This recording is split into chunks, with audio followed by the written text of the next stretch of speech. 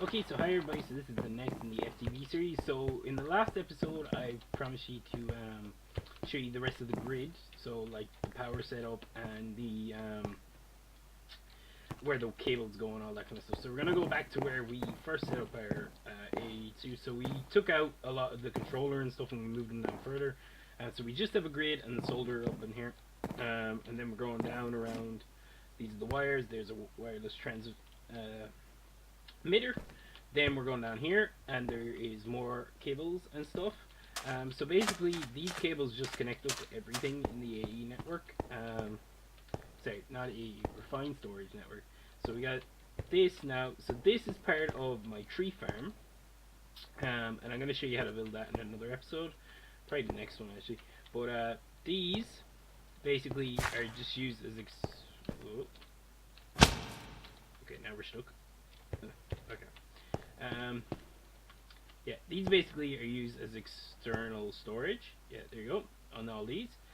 So we can get stuff out of them. Then I also have another wireless transmitter over here so we can reach our network. And then we have exporters exporting these saplings so they're stored here instead of wasting space in the inventories and stuff. Then I have I think importers, is it? No, these are the other external storage things on the bottom. Okay, so that's the refined storage. Then the refined storage goes over here. These are our storage drives. They are probably filling up quite fast now. They're not too full because I did fill them with loads of 64K. This one's getting pretty full though. Well, it's not getting pretty full, but it's filling up fast. And I bet it's just mostly fish in that, because my fish farm is kind of gone a bit crazy at the moment. So, and over here then, this is the controller. So everything connects into the controller on this side. Now we have to power this controller. The max RF this controller, or S this controller uses is 32. So these transmit to 20,000. So two of them going into it will cap that out. Then we have a few ultimate energy cubes from Mechanism, which basically just store power for us. So when power is made, it goes in here. And I actually don't think that's set to in out. That might be only set to in, so it's only storing. Alright, let's get this. We're just gonna see and make sure we fix that. We'll go over here. We'll go here. And we're looking for down. In out. Oh, it's active. Oh, it is. Okay. Never mind. It's just charged up. And then we have our wireless chargers, all connected to these power cables too, and they're spread out kind of randomly enough, but a good distance apart from each other. You can see them all over there. All this power is coming from either our wind turbines on the roof, or the wind turbines on the roof of the first house, or the solar panels over here. We don't really use the wood generator anymore because it's not really needed. So okay, then from the controller, we didn't really need to connect to any other side of the controller. We just went straight off of about the wires and went up into here, which we run the power up, and we ran some wireless chargers on some of the floors, and the crafting grids and the refined storage. And that's pretty much all that happens all the way up through the main tower. Okay, and then let's go back down there. Okay. And for refined storage, this is what I've been trying to do with Pam's Harvestcraft.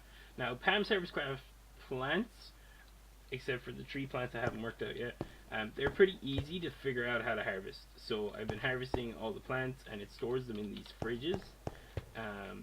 So the reason why I store them in fridges is because I can link them to the cooking for blockheads stuff. So as long as I keep them connected to a cooking for blockheads block, we can access them all from up here in our cooking thing. So I have just loads of fridges here. Okay. And they're all used as external storage then. So they still are in our refined storage setup. Sorry. And then I just realized that the headphone one not. And then they're all external storage. The items are getting put into the bottom by transfer nodes from extra utilities. Then this setup over here is trying to take items from all that Pam's Harvest Craft stuff and put it into this chest. It's trying to sort out items that we don't necessarily cook with. So it's not doing the best job since there was a torch in there, but I suppose these are just random things that I probably dropped in the system by accident, and there should be some going this way because they're the same distance apart. Paper is one that I could probably take out of this system because we get paper from the paper bark things. So if I go here, and we want up, and then we just want to add paper. There we go. So now paper should go up. Oh wait, don't put paper in there. If we put paper in here, yeah. And that is an importer, so that should just work anyway. Yeah. So anything we want to dump into our refined storage part, we can just dump in there. Okay, then these things here, these are the traps. So these are like the ground trap and the fishing traps and stuff. That's what these wires are coming from. But the problem with them is I haven't figured out how to put back in the baits automatically. It doesn't seem to work from the bottom or the top. So if anybody knows how these trap things work, please let me know so I can figure out how to automate them. I figured out a different way of automating fishing than using the fishing trap. So if we go up here, we can see our refined storage is going out here to import. It's exporting, items into these, which are crafters, in order to make the baits and stuff. And there's also the ones for the bees and stuff. Bees aren't working either because we can't get the bee back in. So yeah, that's that. And then the refined storage is also connected up to this other way. I figured out how to automate fishing. Let's throw you back in there.